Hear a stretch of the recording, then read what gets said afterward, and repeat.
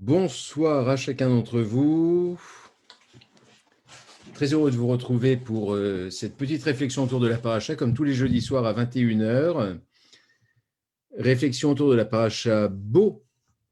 Alors la paracha Bo est une paracha qui est très dense, qui est très très riche. Nous avons les dernières plaies en Égypte et puis la fête de Pessah qui se trouve contenue dans cette paracha. Donc vraiment, je pense que c'est l'une des parachutes où l'on peut avoir le plus d'exégèse possible. Peut-être juste avant de commencer, vous rappeler que ces petites réflexions du jeudi soir se trouvent sur ma page Facebook, mais vous sont proposées avant tout par notre communauté de l'AJTM, l'Alliance pour un judaïsme traditionnel et moderne, et que nous avons pris de nouvelles dispositions naturellement avec le couvre-feu. Donc, les offices du vendredi soir ne seront plus en présentiel, mais uniquement ici sur Facebook et la chaîne YouTube dont j'ai mis le lien. N'hésitez pas à vous abonner parce que vous recevrez des petites notifications et vous pourrez voir ce que vous aurez manqué en replay, comme on dit. Et donc, c'est cette communauté de la JTM qui vous accueille tous les samedis matins à 10h30. Et nous avons un nombre de places qui est limité, mais je serai très heureux de pouvoir vous y retrouver. Donc, n'hésitez pas à vous inscrire. Vous allez sur le site ajtm.org, vous trouverez tous les…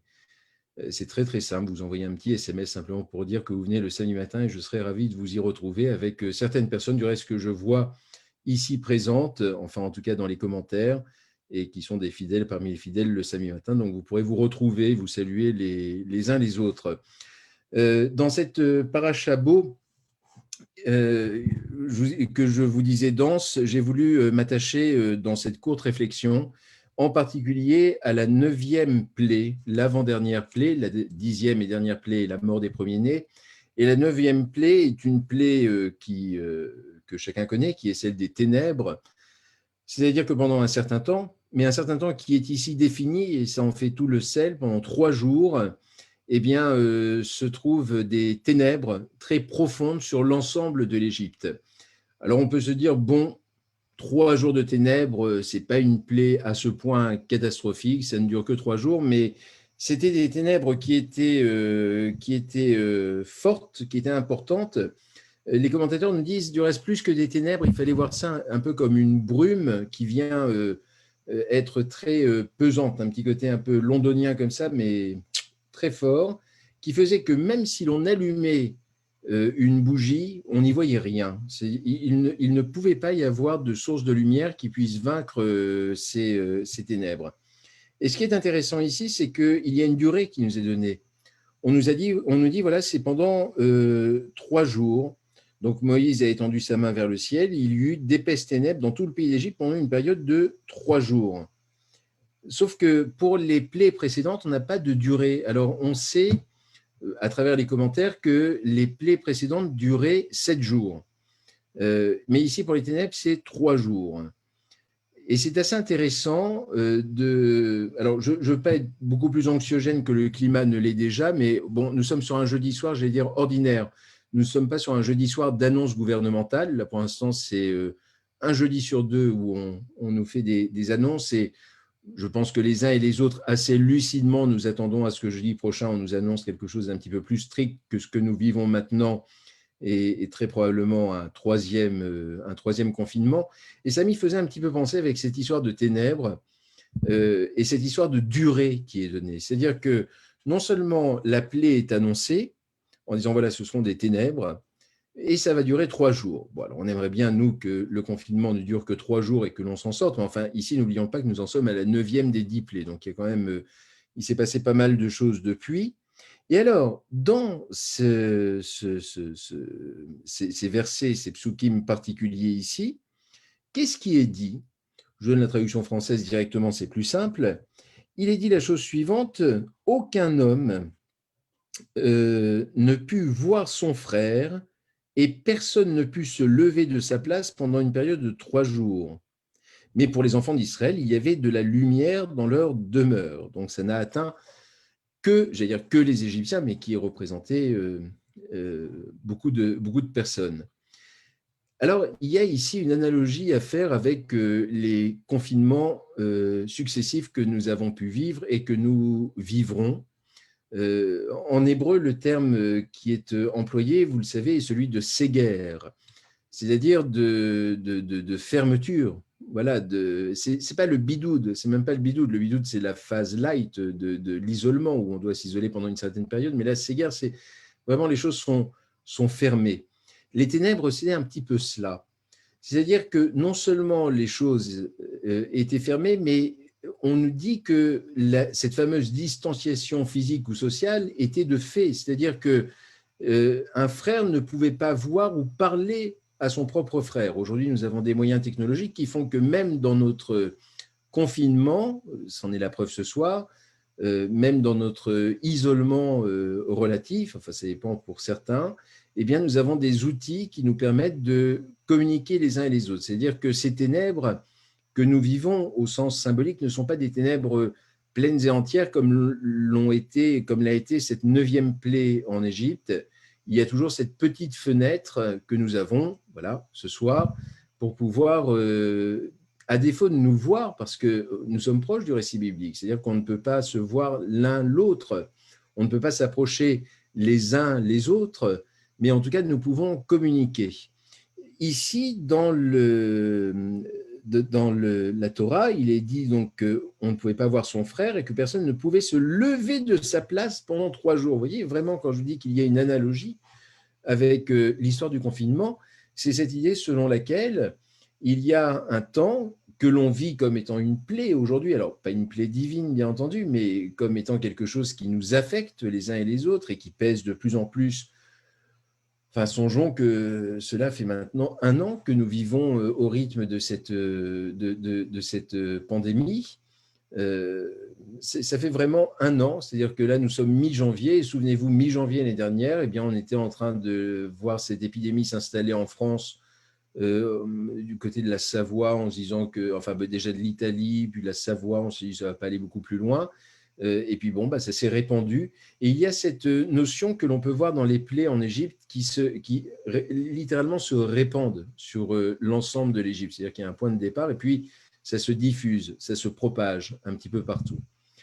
Quelle est l'idée dans tout cela? C'est que, bien évidemment, il faut qu'on reste sur un message d'espérance en cette veille de Shabbat et qu'on ne s'enferme pas dans la plaie des ténèbres et que l'on ne soit pas dans la nuit ou dans ce brouillard ou cette brume qui nous est proposée ici. Mais c'est que les choses, une fois encore, j'ai eu l'occasion de le dire, ne durent qu'un temps et sont cycliques. Et il y a des cycles dans la vie qui sont des cycles plus ou moins éprouvants, plus ou moins difficiles. Celui que nous vivons maintenant est particulièrement éprouvant. Il y a des épreuves qui sont des épreuves individuelles, des deuils notamment. Et puis, il y a des épreuves collectives qui sont vécues à l'échelle d'une communauté, d'une société, d'un pays, d'une nation. Et puis, parfois, c'est le cas maintenant, d'une planète.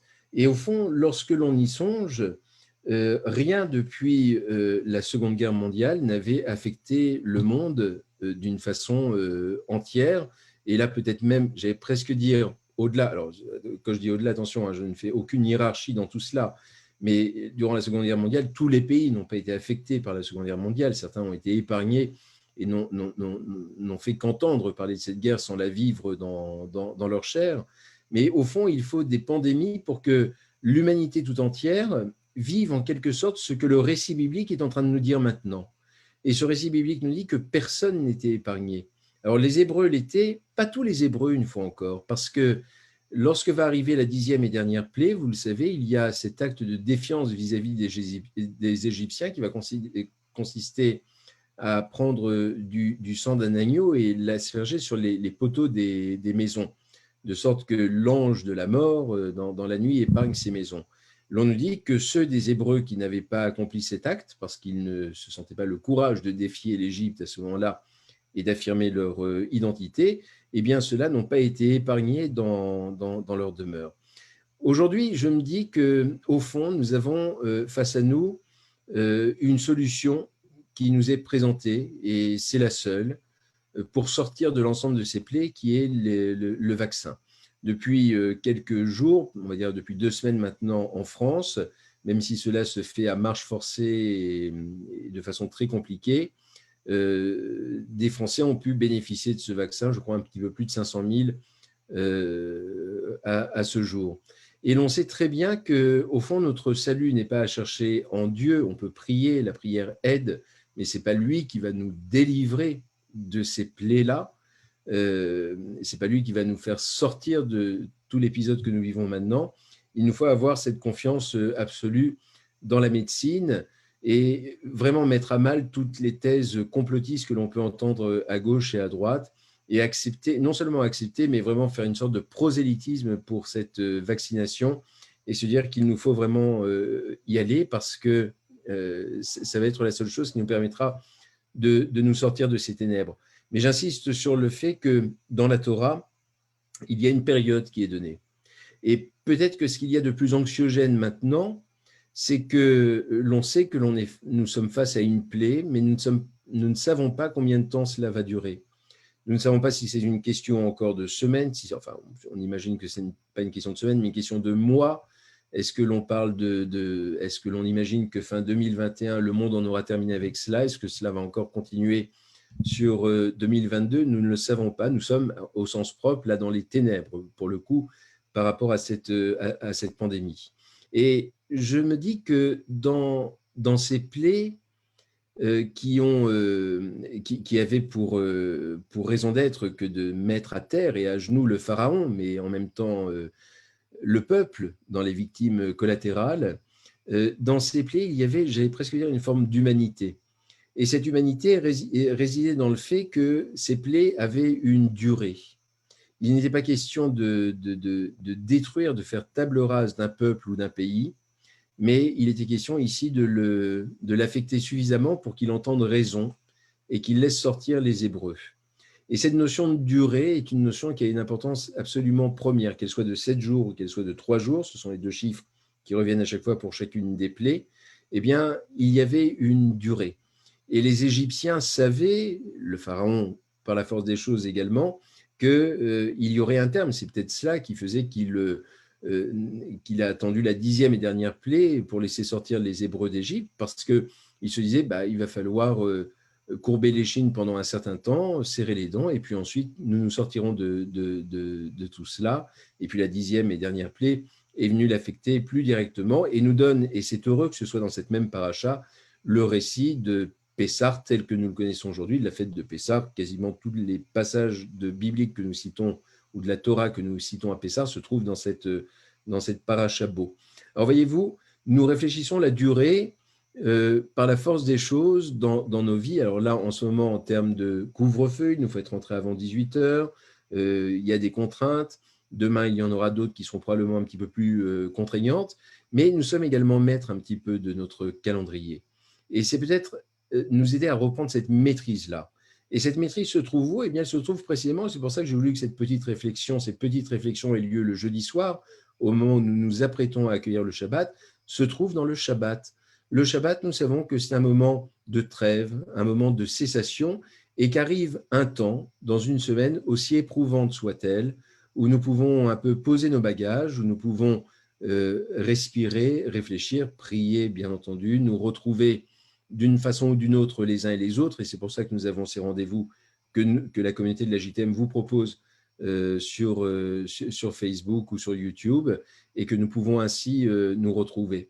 Alors, espérons, en voyant, voilà, j'ai voulu m'attarder sur la 9e plaie et non pas sur celle qui précède. De toute façon, celle qui précède était déjà jusqu'aux 7 premières dans la paracha précédente, mais plutôt vers la fin, en ayant cette espérance que ce que nous vivons maintenant, eh bien, nous sommes en train de vivre un terme, enfin que nous passons déjà de l'autre côté, qui nous permettra de sortir de cette période si éprouvante pour les uns et pour les autres. J'aimerais vous souhaiter à tous Shabbat Shalom. Je me réjouis de vous retrouver demain, donc notez notre nouvel horaire. On vous en aura fait beaucoup, hein, des horaires. C'était 18h30 avant, puis ensuite ça a été 17h. Maintenant, on reprend 18h parce qu'on s'est dit que 18h, vous étiez les uns et les autres à la maison. Donc, je vous retrouverai avec plaisir demain à 18h pour l'office de Kabbalat Shabbat Beau, et samedi matin pour ceux qui veulent nous rejoindre à la synagogue. Portez-vous bien, prenez soin de vous, prenez soin des autres, et Shabbat Shalom.